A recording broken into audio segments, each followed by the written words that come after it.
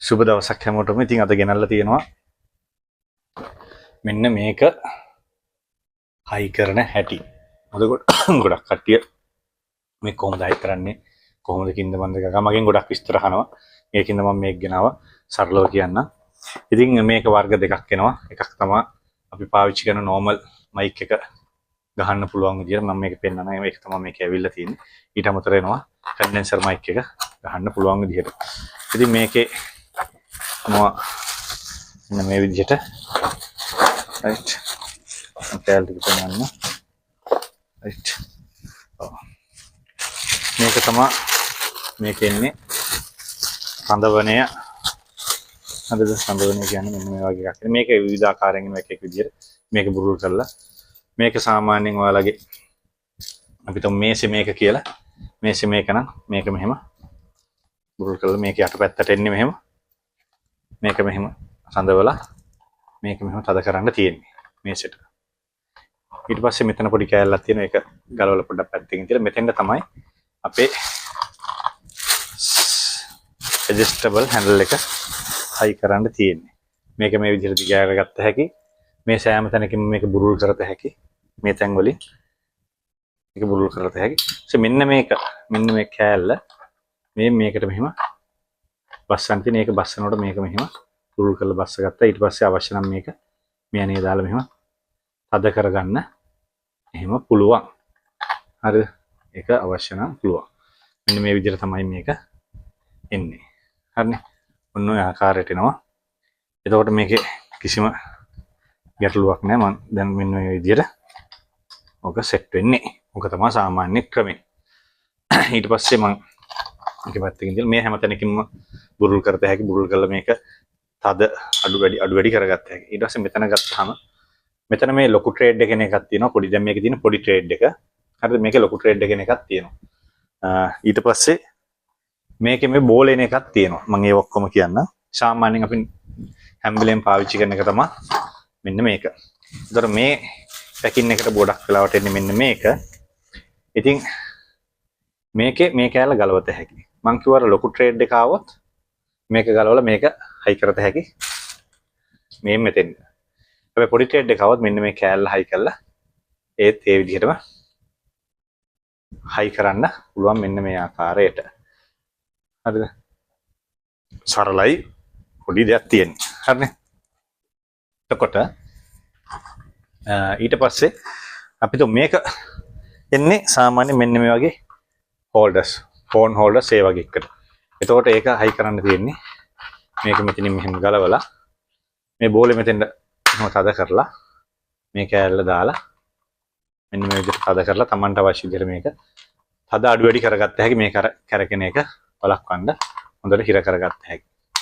ඊට පස්සේ ඔයාට මේක නම් මේකට හයි කරන්න තියෙන්නේ පොඩි දෙයක් තියෙන්නේ. මේ මෙතන මේක බුරුල් කරලා මේකෙන් මේ කෑල්ල මෙහෙම ගලවලා ගන්න තියෙන්නේ. අරගෙන මේ කෑල්ල මේකට තියලා මෙහෙම තද කරලා මේක මෙහෙම තද කරන්න තියෙන්නේ. හරිද? ඕම් උච්චරයි කරන්න තියෙන්නේ. ඒතකොට මේක මේකට සෙට් වෙනවා. ඉතින් ඔය වගේ පොඩි සරල දෙයක් මේක කරන්න තියෙන්නේ. ගොඩක් කට්ටිය ඔකට වහ කනවා සමහරක් වෙලාවට. ඒකයි මම ප්‍රධානම හේතුව මේක මේ කියලා දෙන්න සරලවම. ඉතින් මෙතන මෙහෙම තද කරා ඒ විදිහට මොකද. එතකොට ඔයාට එන්නේ මේ වගේ එකක් නේ. ඒකත් අර විදිහමයි. දැන් මේක ලොකු මේක තියෙන්නේ. ඉතින් ඒකට අපිට මේ වගේ පොඩි එකක් මේකට මෙහෙම හයි කරගත්තේ. ඒක ප්‍රමිතියක්. මේ වෙනස් වෙන්නේ නැහැ. මේ ලොකු එක මේ ගන්න, පොඩි එක මේ ගන්න. ඒක සාමාන්‍යයෙන් අපි කියන්නේ ජාත්‍යන්තර ප්‍රමිතියක් කියලා. ඒ කියන්නේ එකම රටාව තියෙන අපි දැන් අර 230 කරන්ට් එක ප්ලග් පොයින්ට් රවුම් පින් එක 4S පින් එක කෙනා වගේ ඒ වගේ ප්‍රමිතියක්. මේක මේ විදිහට මේකට හයි කරත හැකි. ඒතර මම මේ පෙන්නන එකයි අනික විතර පොඩි වෙනස්කම් තියෙන්න පුළුවන්. එතකොට මේක නම් මේක මෙහෙම ඈඩ් කරන්න පුළුවන් මෙහි ආකාරයට. එතකොට සාමාන්‍යයෙන් මේක කරන්නේ මේක මයික් එක නම් මේ විදිහට මයික් එක මේකට දාන්න ඕනේ. එතකොට සමහරක වගේ මෙහෙම අතින් ඈඩ් කරන්න ඇති. සමහරක වගේ මේ විදිහට ඈඩ් කරලා මේ විදිහට දාලි වල තමයි මයික් එක මෙතනින් ප්ලග් කරන්න තියෙන්නේ. එතකොට සාමාන්‍යයෙන් ගොඩක් කට්ටියක තියෙන කන්ඩෙන්සර් මයික් හින්දා මම මේක මේ විදිහට පෙන්නන්න. කට්ටියට පුළුවන් මෙන්න මේ ආකාරයට මයික් එක තියාගන්න.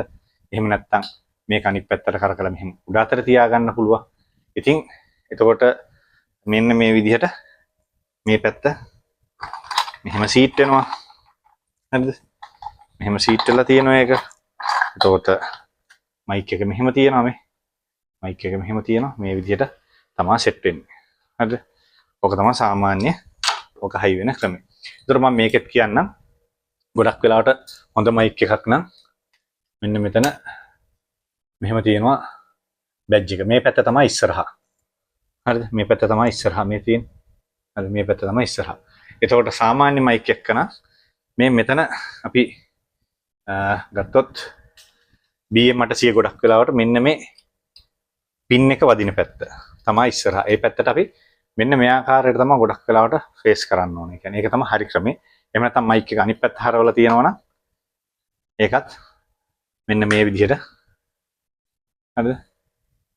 මෙන්න මේ ආකාරයට වගේ යූස් කරන්න ඕන. ඔන්න ඔය විදිහට තමයි යූස් කරන්න ඕන. මේක මේ පද කරේ නෑ. ඒකින්ද වෙනවා. හරිද? මෙන්න මේ විදිහට යූස් කරන්න තියෙන්නේ. ඒක සමහර කඩේට කැමති විදිහට යූස් කරන්න පුළුවන්. ඒක කිසි ප්‍රශ්නයක් නෑ. මේ තමන්ට වොයිස් එක ඇහෙනවනේ. එතකොට තමන්ට ඒ වොයිස් එක බැලන්ස් වෙන විදිහට තමන්ට ඒක යූස් කරන්න පුළුවන්. කිසිම ප්‍රශ්නයක් නෑ ඒකේ. ඉතින් ඕක තමයි ඔතන තියෙන්නේ. ඉතින් මොනවා හරි ඒ ගැන තව ඔයාලට දැනගන්න දෙයක් තියෙනවා නම් කතා කරන්න. සරලව. ඊට අමතරව ඔයාලගේ අනිත් ප්‍රශ්නේ තමයි මට අමතක වුණා මේක. මේක ඔයාලට කැමති විදිහකට හයි කරගත්ත හැකි. මම ඒකත් පෙන්නන්න මේකත් හයි කරලම නැත්නම් ඔයාලට ඔක ගැටලුවක් වෙන හින්දා. ඉතින් මේ වගේ මයික් නේ ගොඩක් කට්ටිය ළඟ තියෙන්නේ. මේ මයික් එක මෙහෙම හයි කරාට පස්සේ අපි දැන් මේක හිතමු තාවකාලිකව හිතමු අපි දැන් ස්ටෑන්ඩ් එක ගහලා තියෙන්නේ. මෙන්න මයික් එක හයි කරලා තියෙන්නේ. මයික් එක තියෙනවා. හරි. ඔය ආකාරයට මයික් එක තියෙනවා. දැන් අපිට ෆිල්ටර් එක හයි කරගන්න ඕන. මෙන්න තියෙනවා මයික් එක. හරි. අන්න මයික් එකේ තියෙනවා මේ ආකාරයට ෆිල්ටර් එක. ඉතින් මේ බාර් එකේ මේ ඕනම තැනකට මේක හයි කරන්න පුළුවන්. මේක ඕන අතකට නැවෙනවා. ඉතින් මේක තමන් සින්දු කියන තැනට මෙහෙම ඉස්සරහට නෙන්න ඕන. ඔන්නෝම ඉස්සරහට. ඒතර මේ බලන්න. මේක මෙතෙන්ට හයි කරත හැකියි. මෙතෙන්ට හයි කරත හැකියි. හරිද? මෙතෙන්ට මෙහෙම හයි කරත හැකියි මේ. උඩ අතට.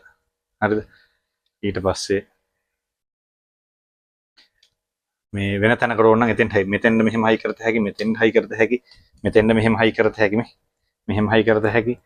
මෙතෙන්ට මෙහෙම යටට හයි කරත හැකියි. එහෙම ඕන විදිහට හයි. අපි දැන් ඕම මෙතෙන්ට හයි කරා මේ. හරි ඒක හයි කරනකොට මෙතන පොඩ්ඩක් ඉඩ තියලා හයි කරන්න ඕන පොඩි ඉඩක්. හේතුව තමයි මේක එහෙට මෙහෙට නැවනකොට ඒක දැන් මේක මේ උදාහරණයක් මේ එහෙට මෙහෙට නැවනකොට ඒ වේට් මේ මෙන්න මේක තමයි ඕකේ සිද්ධාන්තෙ මේ තියෙන්නේ. හරි මේ විදිහට එන්නේ එහෙම. එහෙම නැත්තම් දැන් ඔය ඒක බර වැඩි වගේ ඒ පැත්තට දැනනවා නම් බර වැඩි හිටින්නේ නැහැ වගේ බලන්න පුළුවන් මේක මෙතෙන්ට හයි කරන්න. හරි ඔය විදිහට හයි කරලා මේක මේ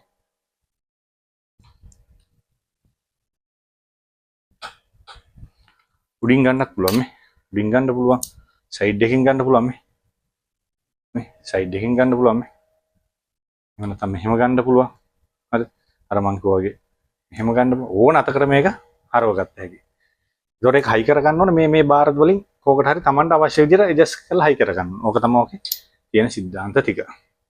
ඉතින් මං හිතනවා සෑහෙන්න පැහැදිලි වීමක් වෙන්න ඇති කියලා. කට්ටිය මං හිතන්නේ ආයෙ කතා කරගෙන අහන්න අවස්ථාවක් නැහැ. මේ වීඩියෝ එක බලුවා නම් ඒක හරියටම කොහොමද වෙන්නේ කියලා බලා ගන්න තිබ්බා.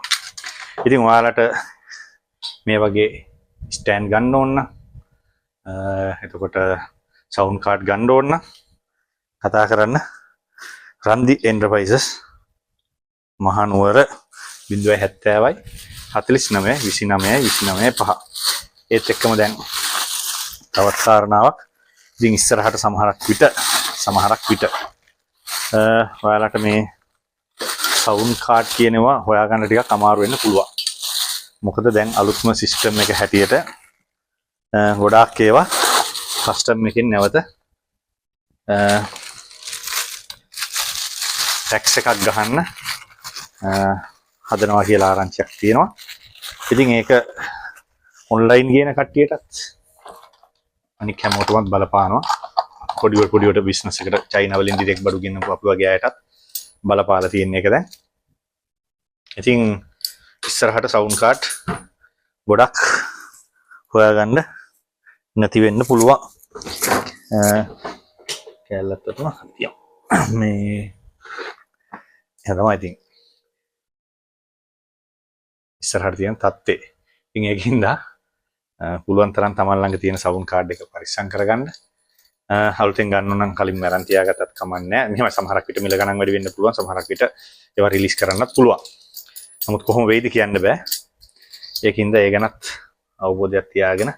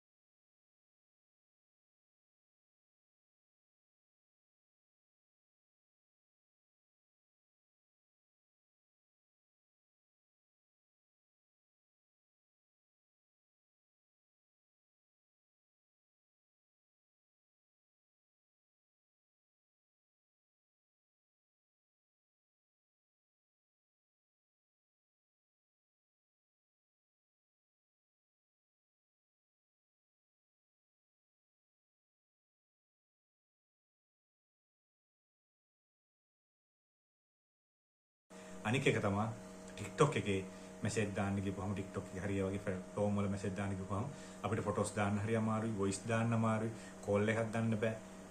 ඒ වගේ තියෙනවා. නමුත් WhatsApp වල ඒ පහසුකම් ඔක්කොම තියෙන හින්දා තමයි WhatsApp එක හරහා එන්න කියන්නේ. අනික WhatsApp එකේ තමයි මගේ ගොඩක් ෆොටෝස් එහෙම මම සේව් කරලා තියෙන්නේ. ඒකෝර මට ඒවා හැමම සෙන්ඩ් කරන්න පුළුවන්. ඉතින් ඒකින්ද තමයි ගොඩක් වෙලාවට WhatsApp එකෙන් මට කතා කරන්න කියන්නේ. මිල ගණන් සඳහන් නොකරන්නේ මීට කලින් දාපුවා බලලා ඇයි ඒ ගාන්න දෙන්නේ නැද්ද අර හිමි කියලා තර්ක විතර්ක වලට මුහුණ දෙන්න බෑ. ඒ වෙනම් හරි අමාරුයි සමහරක් කට්ටිය මුලේ නැති කට්ටිය වගේ ඇයි අර දාලා තින්නේ දැන් ඒ ගණන් නෙවෙයිද බොරුවටද දාලා තින්නේ ඇයි එහෙනම් දැන්නේ ඔය වගේ කතන්දර කියනවා. එහෙම කට්ටිය ඉන්නවා. බලන්නේ නැහැ ඩේට් එක කවද්ද කින්ද මන්ද කියලා.